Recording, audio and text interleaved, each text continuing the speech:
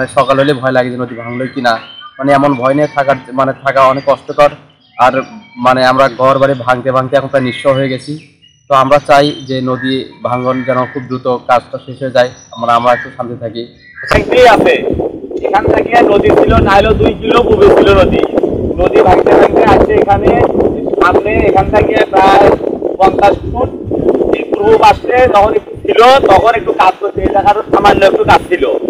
এটা এই বছর আবার ভাঙিয়ে যায়, এখন হলো এখানে 20 ফুট ভাঙিয়ে ব্লকের কাজ সেই আমরা আজ থেকে না হলে 5 বছর শুনতেছি যে এখানে ব্লক হবে।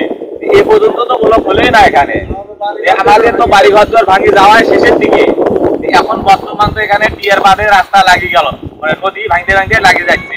স্কুল আছে এখানে, আমাদের এখানে একটা গ্রাম আছে, একটা এই নদীর কিনার দিয়ে একটা গ্রাম আছে, কিনারটা দিয়ে এখন এই নদী ভাঙিয়ে যাচ্ছে বা ভাঙছে, এটা তো আপনারা দেখতেইছেন। এখন যদি অতি দ্রুত যদি ব্লকের কাজ যদি করে তাহলে আমরা মনে হয় এখানে থাকতে পারবো আমরা, তাছাড়া আমাদের এখানে থাকা কোনো সম্ভবই নয়।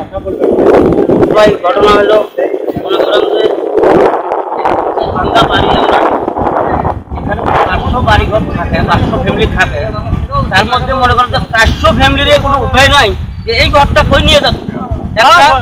আরেকটা হলো যেমন সরকারি একটা স্কুল এখানে আমাদের বালবাক্তা এলাকার পড়াশোনা যাই হোক করছিল, যে টাকাটুকু আছে এটাও মনে করেন থাকবে না। দুটা গুরুস্থান আছে, এটাও থাকবে না। একটা মেল আছে, এটাও থাকবে না।